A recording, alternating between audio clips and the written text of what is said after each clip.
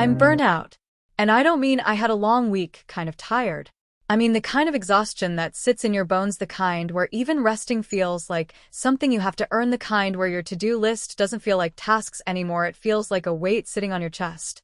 If you've ever woken up already to not alone in this. Welcome to MindShift.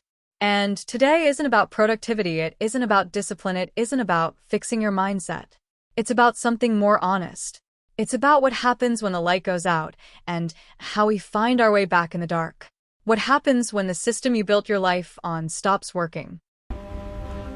It's easy to perform wellness for the camera, but the reality check is much deeper.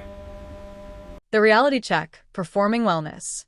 We live in a hustle culture that treats humans like machines. We believe if we aren't producing, we aren't valuable, but burnout isn't weakness, it's a sign you've been strong for too long. I'll be honest, I was performing wellness. I was posting about peace while my nervous system was screaming. Have you ever felt like you're playing a character of yourself? You're smiling in the photos, but internally, you're checking out. This is the functional freeze, where you're still moving, but your soul has stopped to catch its breath. Yes, we live in a culture that quietly rewards exhaustion. We call it grind, we call it hustle, we call it staying consistent. But underneath it, a lot of us are just tired humans trying to look like functioning machines. And here's the part nobody says out loud. Burnout doesn't always look like collapse. Sometimes it looks like performance. You still show up, you still smile. You still post, you still reply to messages.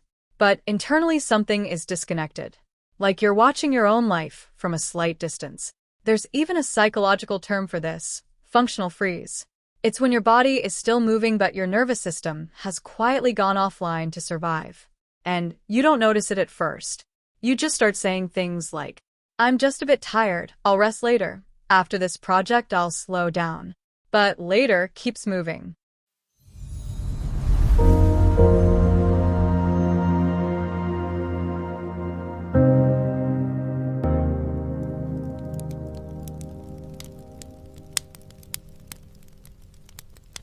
The biology of burnout, the wall. So why can't we just push through it? Because burnout isn't just emotional. It's neurological. Your brain has a built-in protection system.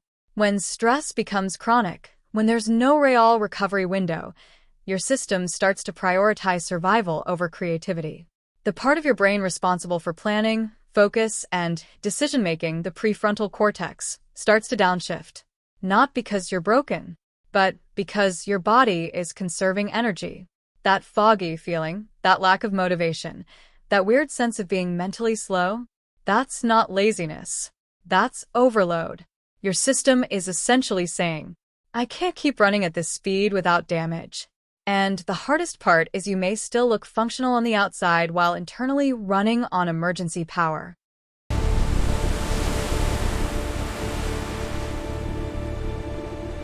The sunk cost trap. And then something even more dangerous kicks in. The sunk cost fallacy. I've already come this far. I can't stop now. If I rest, I'll fall behind. So we keep going. Even when everything in us is asking us to pause.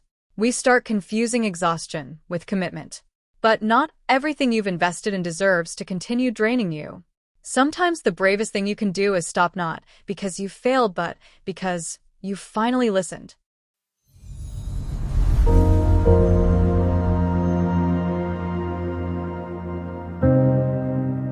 The shift, identity, not productivity. I had to ask Yemi, what are you afraid will happen if you stop? Most of us are fueled by a mindset of lack. We fear that if we rest, we'll be forgotten. Look at nature, trees don't bloom all year. They have a season where they look dead, but underneath, they are doing the deep work of renewal. The shift is moving from I have to do to I am allowed to be. Your worth is not a transaction. You don't earn the right to exist. Let me ask you something honestly. What are you afraid will happen if you stop? Really stop. Not forever, just pause. Because for many of us, the fear isn't rest. The fear is disappearance. If I slow down, will I be forgotten? If I stop producing, do I still matter? If I'm not useful, am I still enough? And that's where burnout becomes deeper than work. It becomes identity. But look at nature. Trees don't bloom all year. They have seasons where nothing seems to be happening. No growth, no fruit, no visible progress. But underneath the surface, everything is being rebuilt. The roots are deepening, the system is restoring. You're not a machine that needs constant output. You are a living system that requires cycles. Rest is not a reward for effort. It is part of the process of being alive.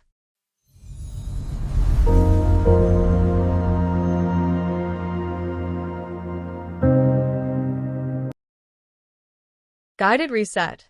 Permission to pause.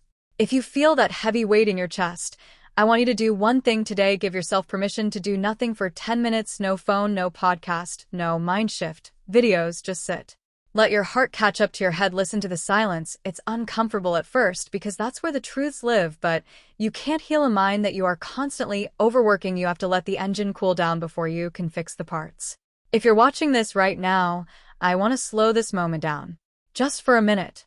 You don't have to fix anything right now. You don't have to solve your life. You don't have to plan your next step. Just be here. Take a breath in slowly. Hold it for a moment. And release. Again. Inhale. Hold. Exhale. Now listen closely to this. You are not behind. You are not late. You are not failing because you need rest. You are human. And your body is not your enemy. It is trying to protect you in the only way it knows how. Now, I want you to do something simple today. Not forever. Just today. Give yourself 10 minutes where you are not becoming anything. Not improving, not consuming, not fixing. Just existing. Sit down, no phone, no stimulation, no noise. Let your nervous system realize it is safe again. At first it will feel uncomfortable, because stillness feels unfamiliar when you've been in survival mode. But that discomfort is not danger. It's recalibration.